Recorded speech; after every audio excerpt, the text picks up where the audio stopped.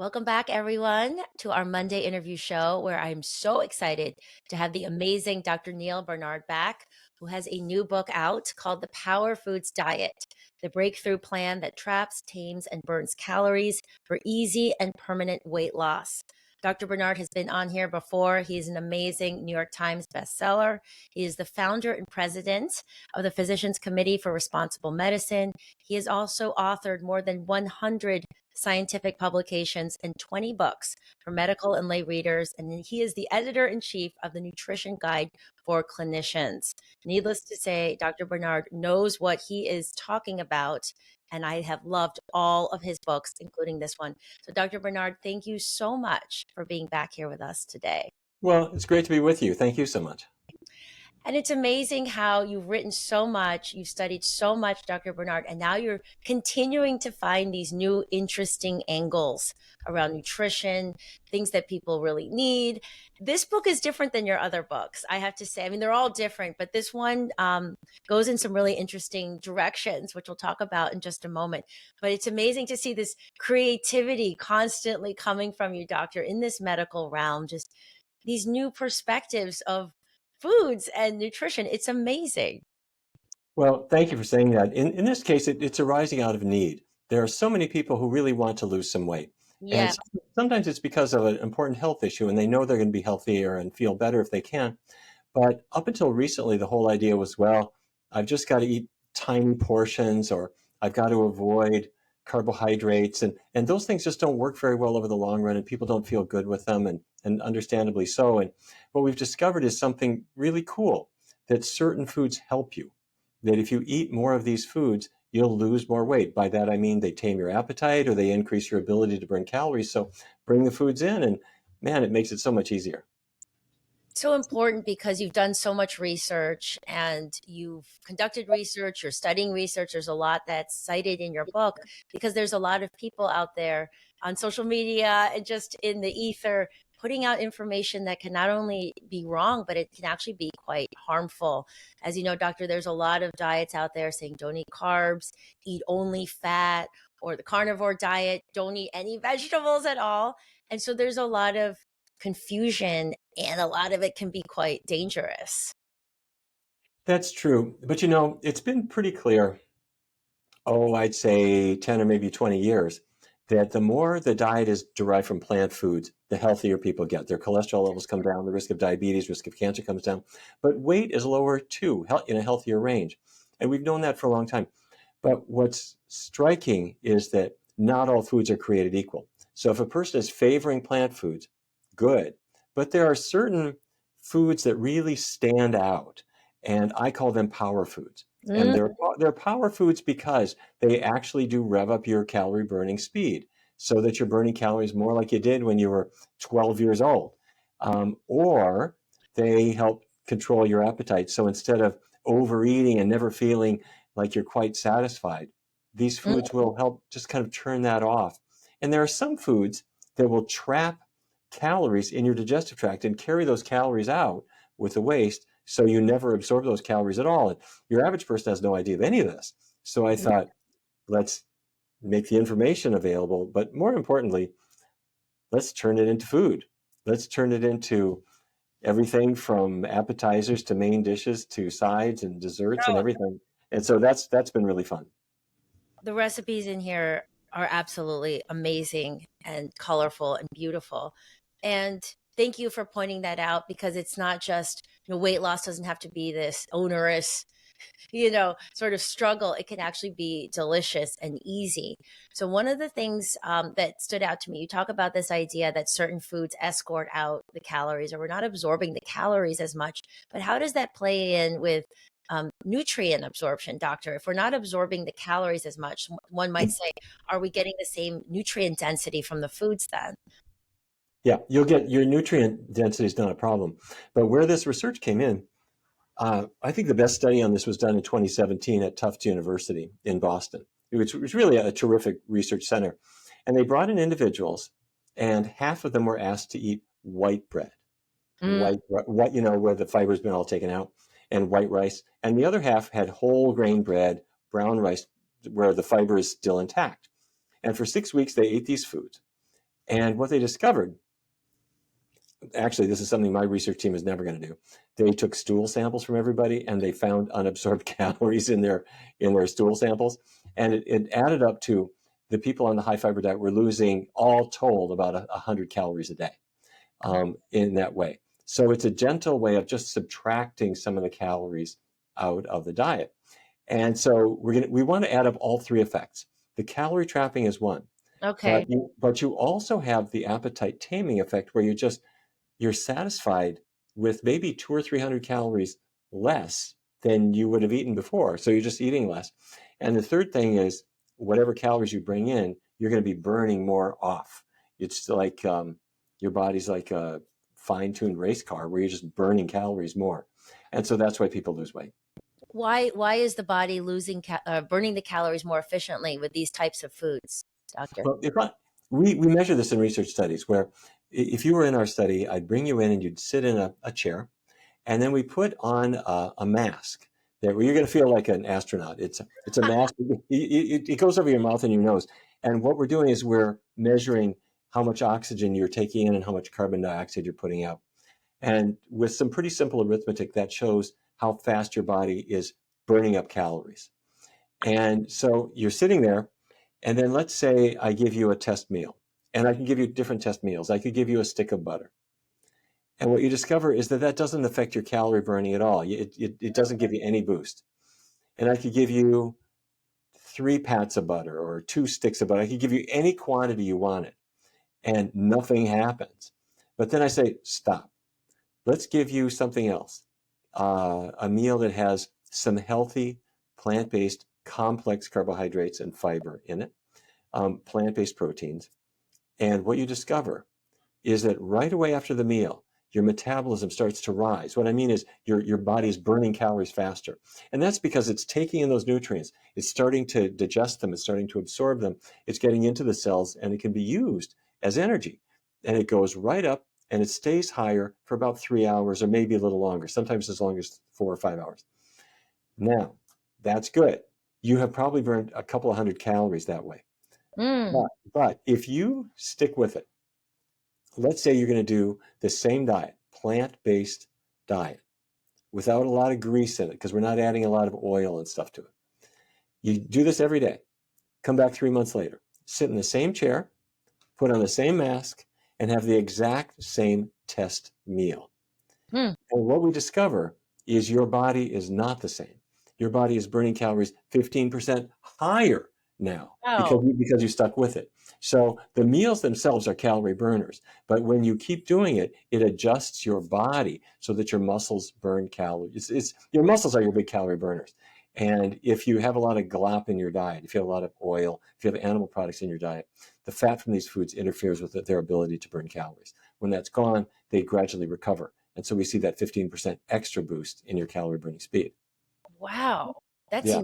incredible. So it's almost like your body just becomes a more finely tuned machine over time. So it's meal by meal. And then over the long term, I know in my own experience, when I became plant based, doctor, and got rid of all the cheese and everything, it just became easy to, feel fit and be the weight that I wanted to be. And it wasn't obsessive and numbers and all these little charts and everything. There was an easefulness in it.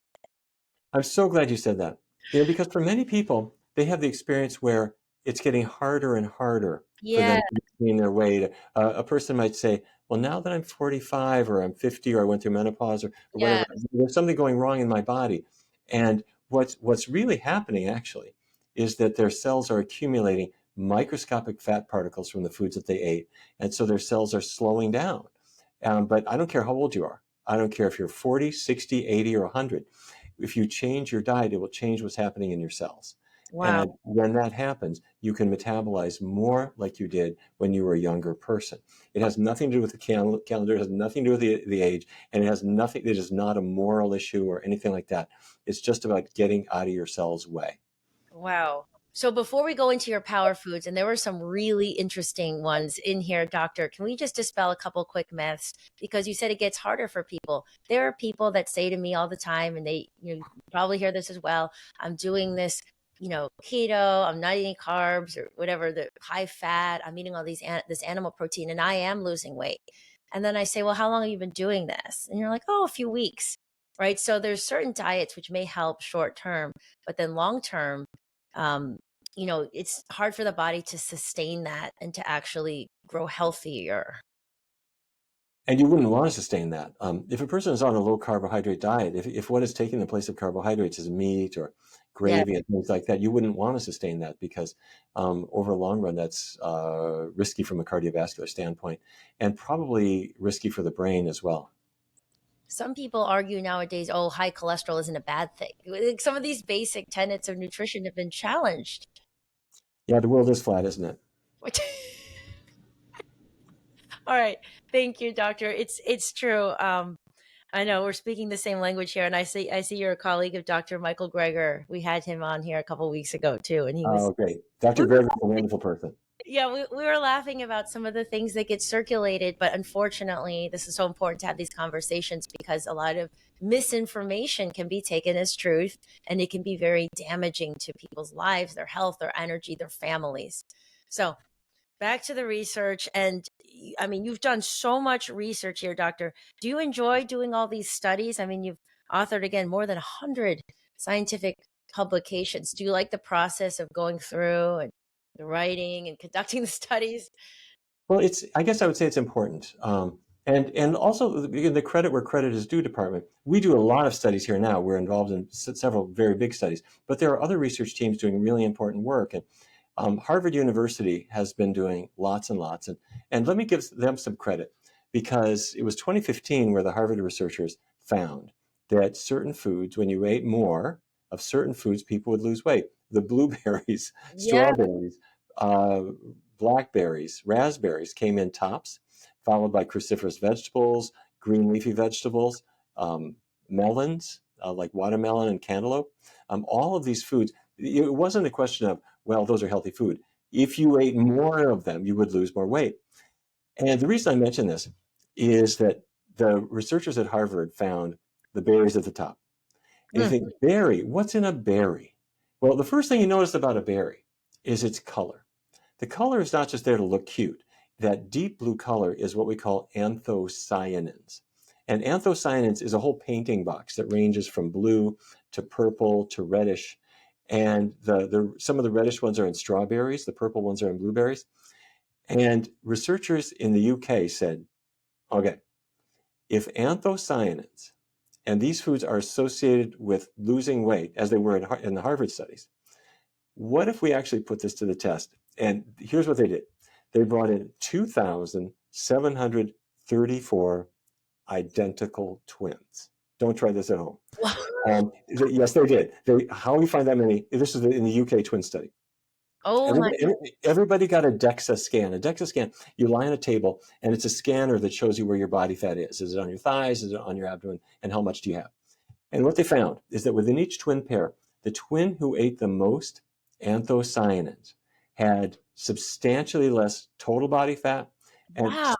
and specifically less abdominal fat compared to her genetically identical twin sister. In other words, genetically, they're the same, but Yeah. their diets differ a little bit, and you could see this dramatic reduction in body fat and especially abdominal fat with the anthocyanins. But two things I would say. The first is we believe that the reason why is a slight metabolism boosting effect of the anthocyanins. They do other things too, but we think that's probably it. But the other piece of it is it wasn't just blueberries. There are anthocyanins all over the place. If you go to the produce department, pick up a pear. Pear's yellow, but it's got a little red blush on it. That's anthocyanins. And it's in a lot of foods.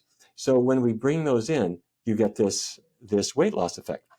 So I work with Dustin Harder, who is a brilliant recipe developer, and Lindsay S. Nixon, who's another brilliant recipe Yes. developer. And we found that not only are blueberries good, cinnamon is also good. Cinnamon is a metabolism booster. And so Lindsay made French toast with a little cinnamon in it. Dustin made a syrup with blueberries in it. And we Mm. put it all together, and it's delicious. I mean, you don't put like a big glob of butter on the top. You keep it healthy. But it's a weight loss breakfast with the power foods built in. And they went crazy. They came up with hundreds of these. And it is so fun to see what you can do. So instead of dieting being miserable, I want the process of getting healthy to be empowering and exciting and something you can share. You could share, I mean, you're not going to share medicine with other people. You're not going to share a calorie limit with other people. You know, you're not going to share deprivation with other people. But what you can share is my brownies. You know, you can share my carrot cake, Yeah. and I you can share knowledge with them. There was a part where part of the book where someone said, "Oh, don't tell Dr. Bernard about these treats or this dessert," and they said this recipe comes from Dr. Bernard because it's incorporating these principles and this sweetness, this fruit. This feels very natural, right? We've kind of moved away. Parts of culture have said, "Oh, no, no fruit, no sugar," but as humans, it's always felt my kids love fruit. You know, we just keep it. It just feels so natural as humans to eat the fruit and to get that sweet taste. Ayurveda talks about Madura, sweet, one of the key tastes. And so when we're trying to make these diets, they seem really rigid and unnatural. It doesn't feel easy. It's so challenging and it's arduous. So what I love about this is that it's colorful, it's easy. These foods that you're talking about are accessible. I want to go into a few more here, but they're also delicious. Yeah, Delicious. yeah, they really are. And somehow I think people have come up with sort of a kind of a punitive history. Maybe we got it because we went to the wrong school or whatever it was that happened where we felt to make progress we have to suffer. So you have to count calories and everything else, or you've got to go to the gym and sweat for an hour. Now, going to the gym is great. I mean, exercise is wonderful. I'm all for it. But if you feel like you have to hurt in order to lose weight, that's wrong. Your body will do it for you. Here's what I mean. Your brain has an appetite control center that if you give it what it needs, it will say, okay, I've eaten enough, I can stop. If you don't give it what it needs, it's not going to work. Well, what it needs are actually delicious foods, and I can show you what they are. You can trap calories, as we were talking about. You can boost your metabolism, but in every single case, the foods that do this are tasty foods. Punishment is not part of this. It's supposed to be fun because if it's fun and if it's tasty, then it's rewarding. You're going to stick with it. You're not only going to lose weight you didn't want to have, but your cholesterol comes down. Your energy comes up. Your athletic performance gets better. So let's have fun with it. You know, doctor, I'm drinking my glowing green smoothie here. You can see it on YouTube. This recipe is one that I've been making for I think 12 years or more, and the core fruit in this is apples, pears, and lemons. So when I came across the section in your book where you were talking about the power of apples and pears, so I didn't even know this back then, but kind of intuitively I put it in. There's some sweet and delicious, but not overly sweet. So every day I drink this mix with tons of green vegetables, lemons, apple, pear. So tell us about, because so many people in our community are glowing green smoothie drinkers. Tell us more about the magic of apples and pears. Yeah. Everyday fruit. We get them at the market. They're not super expensive. We all grew up with the idea of an apple a day keeps the doctor away. Apples are healthy. But then along came the low carbers who said, what? You're going to eat an apple? An apple has sugar in it. You might say, well, wait a minute. Those are natural sugars that are actually good for your body. But anyway, the low carb movement kind of said that all fruit is a terrible thing. Um, so researchers put this to the test. Do apples cause you to gain weight or not? And how much could you gain if you ate a lot of apples? So they brought in a group of people and they asked them, I'm not making this up.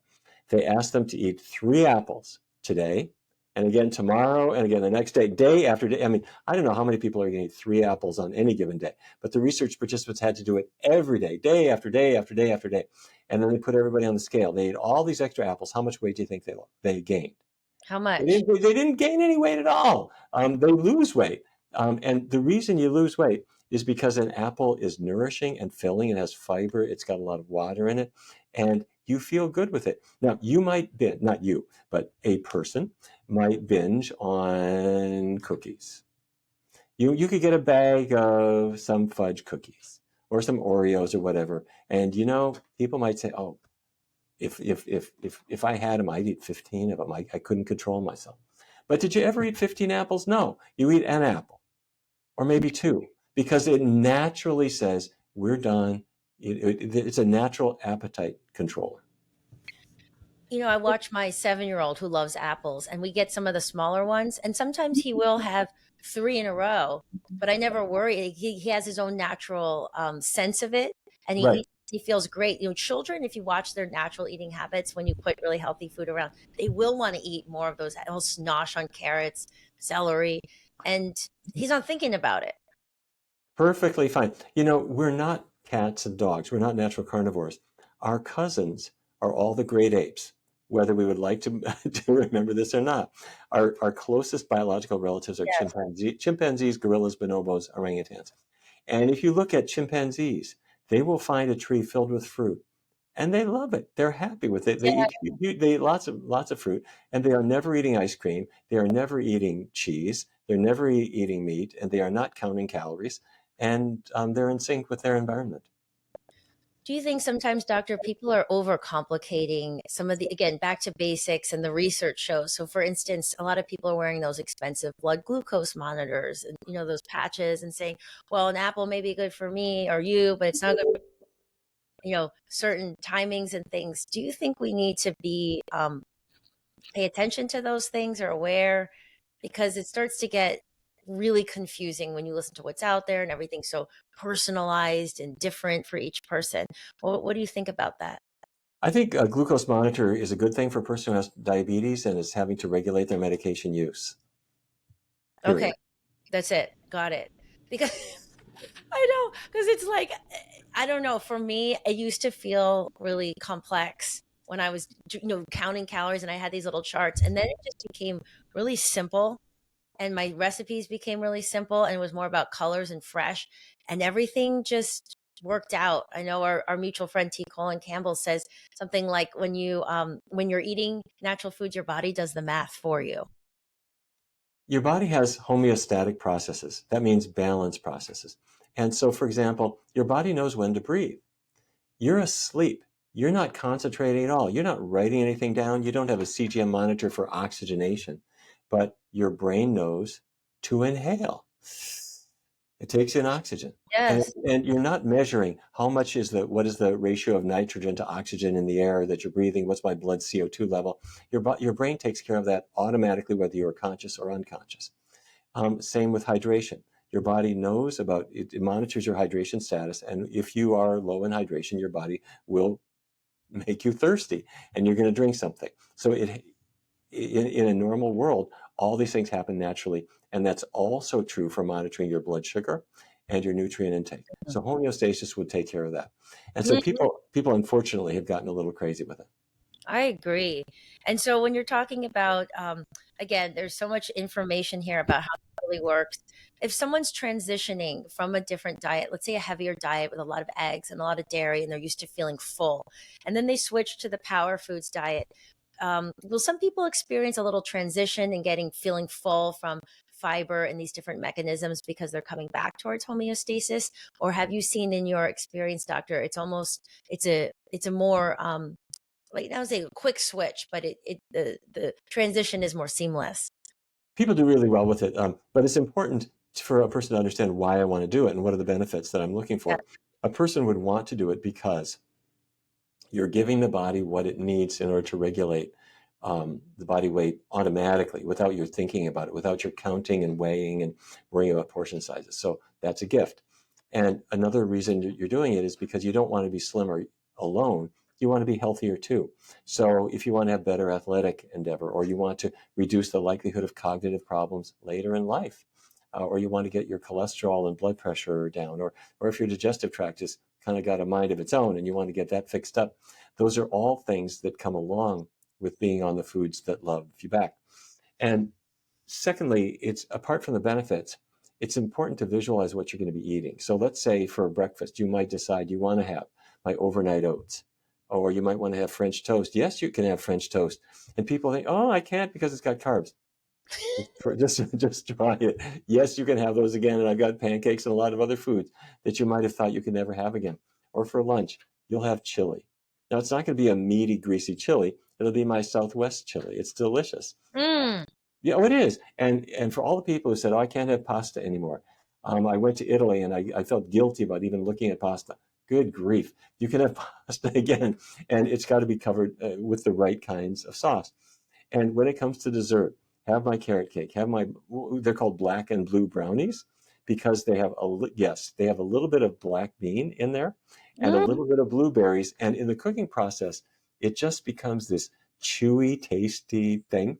I've got a triple berry sorbet, which is three berries. It's blueberries and raspberries and strawberries. And you make it with a little bit of banana and a little bit of cherry or cranberry juice. And you put it in the freezer, and it comes out this purple, just insanely delicious sorbet. Or for if you've got kids coming over, make them blueberry pops. You take blueberries and a banana and a pear and a little bit of almond milk or lemon juice, and you mush it up in a food processor. And you can either put it in ice cube trays or you can put it in forms like popsicle type forms with a little stick in there and freeze them. And when all the 12-year-olds come by, they are going to be screaming about these purple pops that you just made. And you're feeling good because everything in them is healthy. It's not junk. There's no added sugar, no nothing. So anyway, so if a person is transitioning to this, I want them to understand that for once in their life, nobody is going to be wagging their finger and telling them don't eat it. I'm going to say, do eat these things. Mm. Enjoy them. And then I break it into two steps. We'll take a week to just try the food, see which ones you like. And you will know that you'll have a huge list. Then take 3 weeks and actually do it. Eat all power foods all the time for 3 weeks, and you will be sold because it will readjust your body metabolism. It will readjust your taste buds, and you are on a new path. So don't take a long time with it. Don't fool around. Don't say, oh, I'm just going to make little changes. Jump in the deep end and see what swimming is like. And your body will thank you. Wow. That is so inspiring. It sounds so delicious. And the recipes, I'm holding the book in my hand. There's amazing color photos and the recipes in the back. Oh, you can see that. Those of you watching here on video. So I want you to speak to the busy mom like me, doctor, right? I'm looking for energy. I'm going from the morning up. I'm doing the school runs. I'm working all day. I'm doing, after school, bedtime, working more. I want easy foods for the family, my kids that are delicious, and my picky kid, my children will eat these foods. How does this fit in? Energy, easy, delicious. First of all, I think you should win the lottery. Then somebody else can do all this for you. Oh, I But love it. I just need to be on point every day. okay, barring that, let me say a couple of things. The recipes in the book are all rated. They're in three categories. We do have ones that are, most of them are called easy, meaning they're recipes, but relatively few ingredients and pretty quick to make. So you don't have to become a junior gourmet chef. Then we have some called convenient. And if you might say to me, okay, split pea soup, fine, but just show me which can to open. Fine, that's okay. If your idea of breakfast is cereal with some milk, but then I'm going to say, well, have soy milk instead of cow's milk. When we'll talk about what the best choices are. So if you want to be really bang, bang, bang quick, you can be. If fast food is your thing, you can do it. I'm going to show you what to order. If you go to Wendy's or Taco Bell or Subway or whatever, if that's your thing, then that's your thing. But the other thing I would say is you not only need to have. Oh, I forgot to mention the third thing. Some of the things are easy, some are convenient, but some are a little bit elegant. And this is where I make the French toast, but I put a little mint leaf on top and 3 berry dishes, Yeah. and a little bit of confectioner's sugar down the side. We've got all that because you want to impress your friends when they come over for brunch. So we have all 3 of those. But the other thing you need energy, and so a lot of people run Yes. into trouble because they're not following your healthy example. Where we see this really graphically is Thanksgiving time. It's 2 o'clock in the afternoon. Everybody finished the big dinner and they're now dozing off to sleep in front of the TV. And it's not the tryptophan in the turkey that did that. That's not it. It's the gravy and the butter in the dessert and all that. The fat in the foods that they've eaten, the fat causes their blood to be viscous, thick, more like oil, less like water. So their blood is not circulating normally. And when the blood is not circulating normally, your brain doesn't oxygenate. And the way you know this is you is, wait a minute, I had lunch, and about 60 to 90 minutes, I'm feeling, I'm just going down. My energy is no good. And that's usually a sign that my oxygenation is not good, and that's because of too much blood viscosity that came from fat. So this is important both for keeping awake and feeling energetic, but it's also good for athletic endeavor. If you're going to play tennis and you can't make it through 20 minutes of a game, or if you're a runner or something like that, you need to oxygenate not just your brain, but your muscles. And to oxygenate them, you need good blood flow. Good blood flow means good, low viscosity blood, blood that is like water, not like Crisco. So, doctor, in your power foods, there's lots of fruit, berries, and the beans, which I feel like is a miracle for many of us because they're inexpensive, they're easy.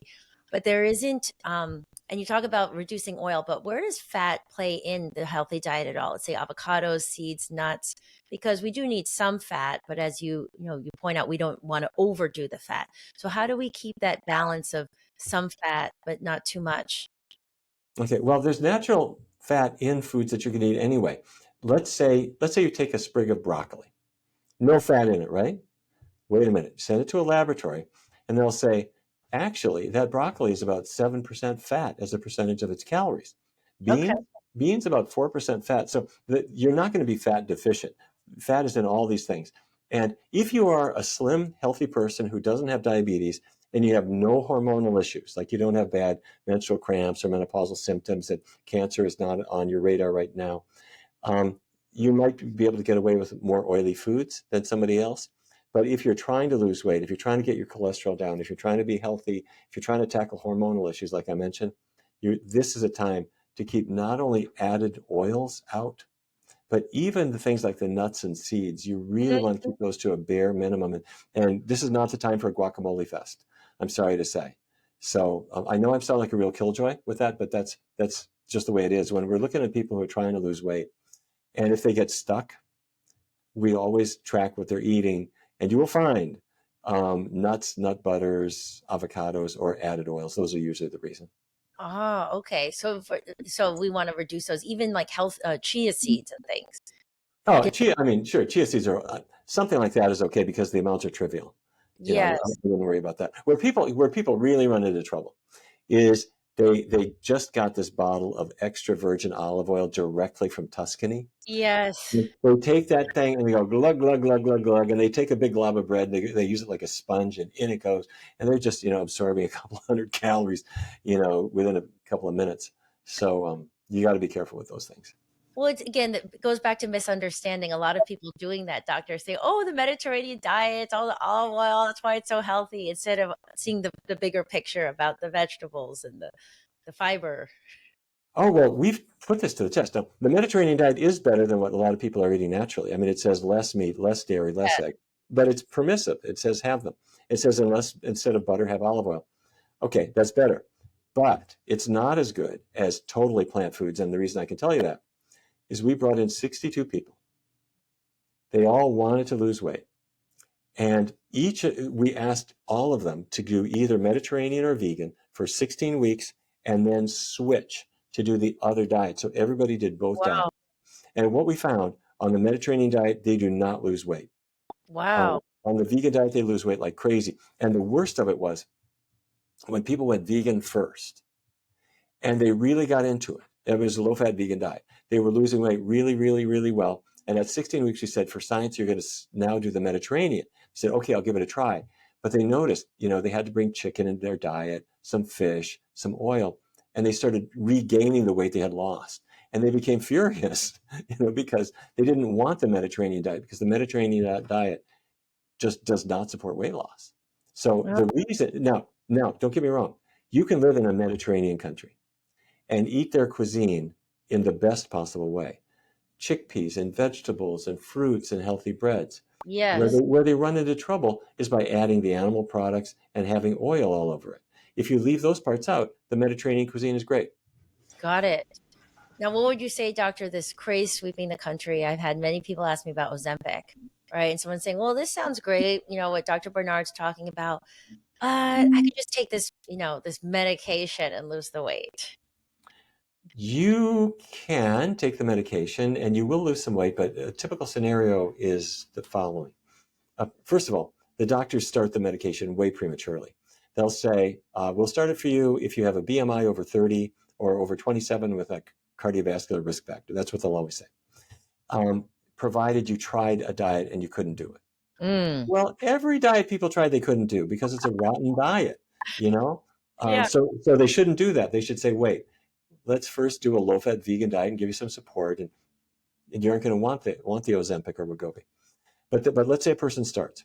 They start it, and at first, a lot of people have pretty bad side effects: nausea, vomiting, diarrhea. For some, that goes away, and for some, those symptoms continue. Let's say you can tolerate it. Your weight comes down, and it's impressive. You not in every case, but most cases, it's a noticeable weight loss. Then you hit your plateau, and you go back to the doctor and you say, "I'm much slimmer than I was before, but I'm not quite where I want to be. What can we increase the dose?" And the doctor will say, "You're already on the maximum dose." Well, what do I do? Well, the doctor says, "Why don't you just start exercising more, cut calories, or something like that?" You say, "Wait a minute, I have to add all this to this medication? Right. Why don't I just stop the medication?" The doctor says, "Don't stop the medication." You say, "Well, doctor, it's costing me $15,600 a year. That's the retail price. $15,600 a year. And you're telling me I have to take it for how long?" Well, for the rest of your life, because if you stop, you get all that weight back.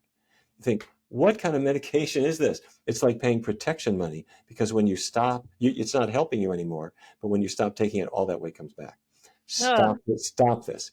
Let's instead do. There's what I'm going to call natural Wegovy. My research colleague here, Dr. Hanna Kaliova, is an endocrinologist who brought in individuals and gave them different meals. The reason she did that is your digestive tract produces GLP-1, which is what Wegovy is trying to stimulate. hmm. Your digestive tract makes it. It goes to your brain and turns down your appetite. She found that a meat-based meal does not cause much GLP-1 release. It just doesn't trigger it. A Right. plant-based meal high in fiber and complex carbohydrates causes this nice release. So instead of buying an injection, inject into your menu the plant-based foods that are high in fiber and complex carbohydrates, and that gives you GLP-1 in the way Mother Nature thought you were going to And natural energy and do. Yeah, antioxidants, and it's great for your skin and your hair. And we always talk about, embodying, walking the walk, doctor. And those of you that are listening to this or watching this, I'm looking at Dr. Bernard right now, and his skin is amazing. I have to say, doctor, you look healthy, right? well, thank you.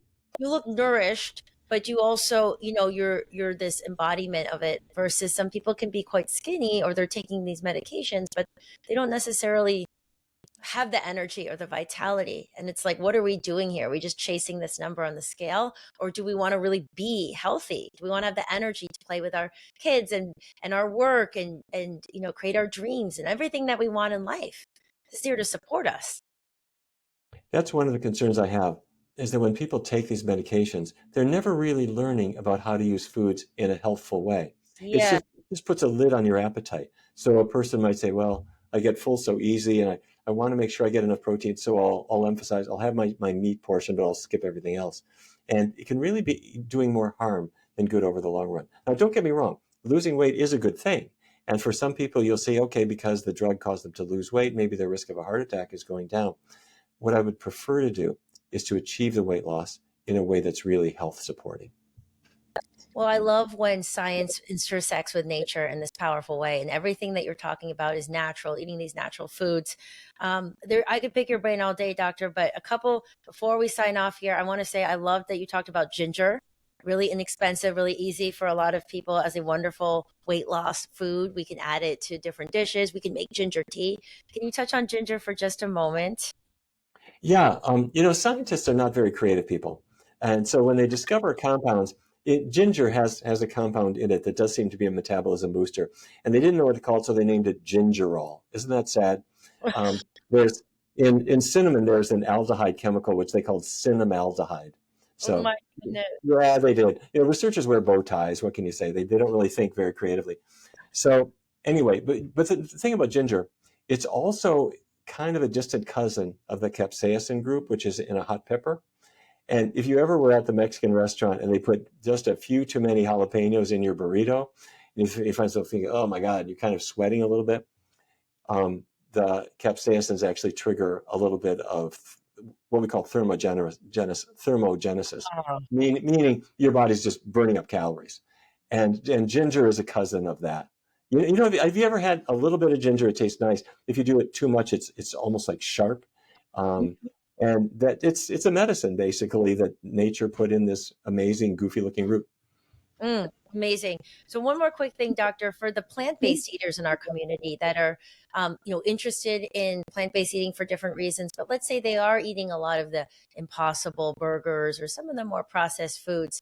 How using your diet, they can transition over and again go to the easy recipes and still eat some of those foods, those comfort foods, and then just start making more of a percentage of these power foods, perhaps. Yeah. Well, if you're going to have a burger, keep in mind the Impossible Burger and the Beyond Burger were not designed for vegans. Mm, They were designed to seduce meat eaters. Um, and they, no, they were. They were to show you that if you're a meat eater and you think you can't have the taste of meat without meat in it, you know, here's a burger that will make you love it. And so they pack them full of coconut oil, and that's not the best choice. If you want to have a veggie burger, go to the store and look at the different brands and pick the ones that are really low in fat. So got it. Impossible and Beyond were designed for somebody else. Yes. Well, anything else that you want to share with us about your amazing new book, doctor, before we sign off here?